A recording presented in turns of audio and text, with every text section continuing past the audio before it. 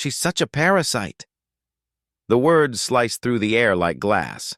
Naomi froze, her speech in hand, 100 eyes turning toward her.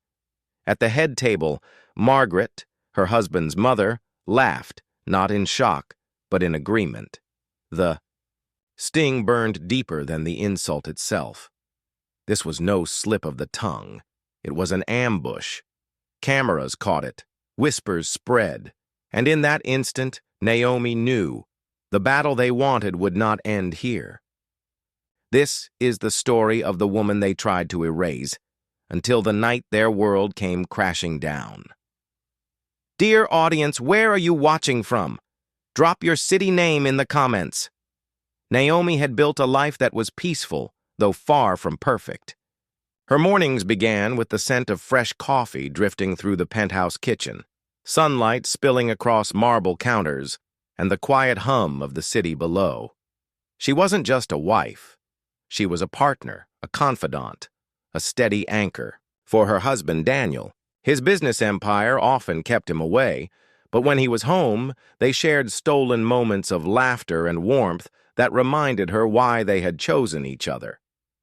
Yet Naomi knew not everyone approved of her place in Daniel's life. She was a black woman in a world that still treated her presence as an anomaly. She carried herself with grace, aware that every room she entered came with a silent question mark. Some were polite enough to hide their stares, others were not. Daniel's mother, Margaret, was one of the latter.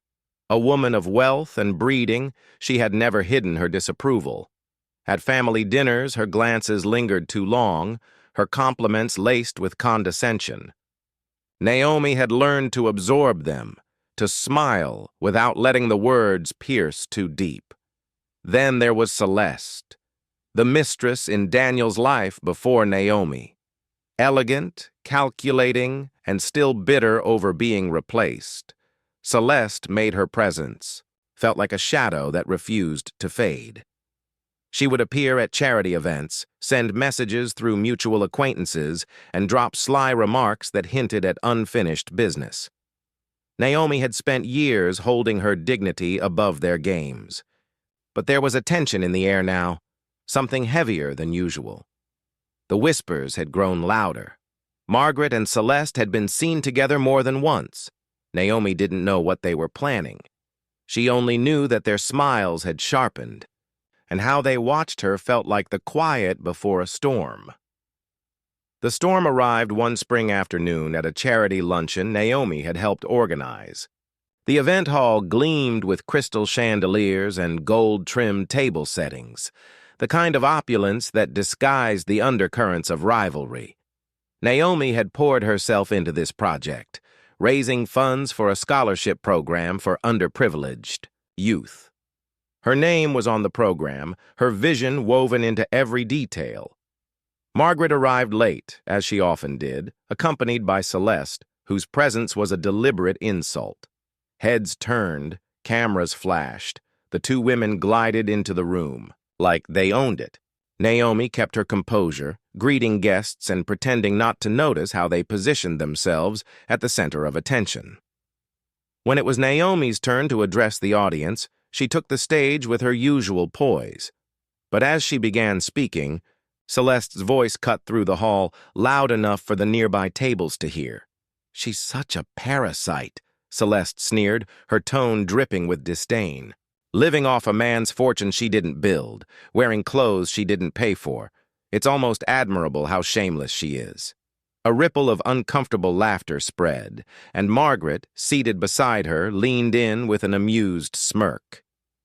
"Oh, Celeste, you're terrible," she said, yet made no effort to stop her. Instead, she chuckled, as if in agreement. Naomi's stomach tightened, her pulse roaring in her ears. Every eye in the room seemed to shift toward her. She had been humiliated before, but never so publicly with such venom. Still, she finished her speech. Her voice didn't crack, her hands didn't tremble, but inside, something had shifted. This was no longer petty rivalry, an attack meant to strip her of dignity in front of the community she had worked to uplift. The incident became the subject, of whispered conversations and gossip columns in the following days. Celeste's words spread like wildfire online, amplified by those eager for scandal. Margaret remained silent, letting the narrative paint Naomi as an opportunist. Then came the blow Naomi hadn't anticipated. An invitation arrived for Daniel's upcoming business gala, a defining event for his company's global expansion. Naomi's name was not on the guest list. When she questioned it, the coordinator awkwardly explained that family-only seating had been decided by Margaret. Naomi knew what that meant.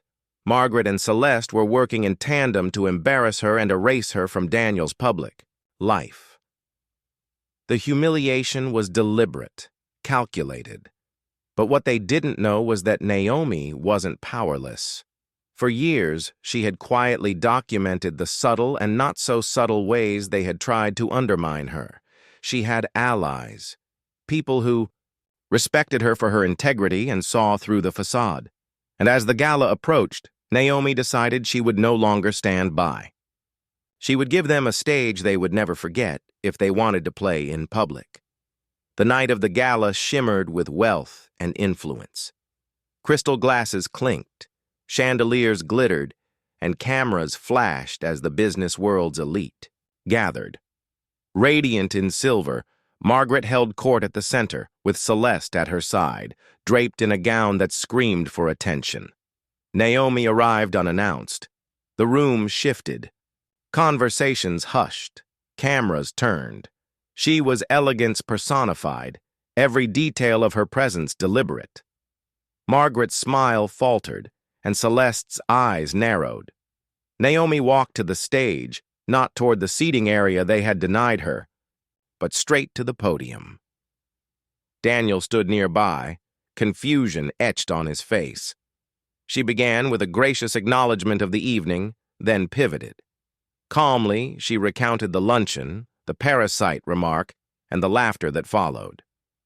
She revealed screenshots of private messages and overheard recordings, evidence of Celeste and Margaret conspiring to sabotage her reputation, not just socially, but also in Daniel's professional circles. The gasps were audible. Cameras clicked, furiously. Margaret's polished mask cracked. Celeste's confidence evaporated. Naomi ended with a single cutting line. A parasite takes without giving, but I've given more to this family, to this company, than either of you ever could. And tonight, the truth belongs to everyone.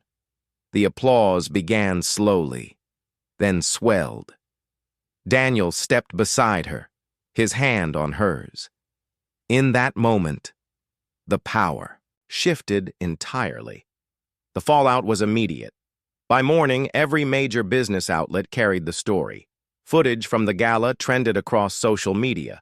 Naomi's poised takedown contrasted sharply with Margaret and Celeste's stunned faces. Public opinion turned swiftly. Messages of support poured in from strangers and friends alike. Margaret's influence within the company weakened. Board members began questioning her role, and whispers of her eventual resignation spread. Celeste vanished from the social scene, her carefully crafted image in tatters. For Naomi, the victory wasn't about revenge, but about reclaiming her dignity. For too long, she had been painted as an outsider, undeserving of her place. That night, she had rewritten the narrative for herself and anyone who had been quietly erased by prejudice.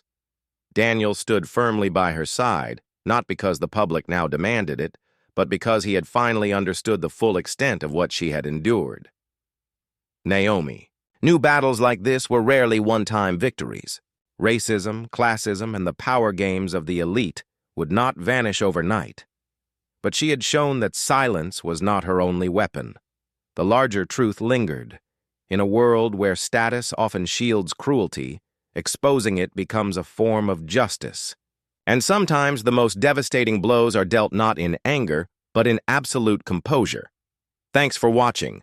Subscribe to our channel for more powerful stories and new videos.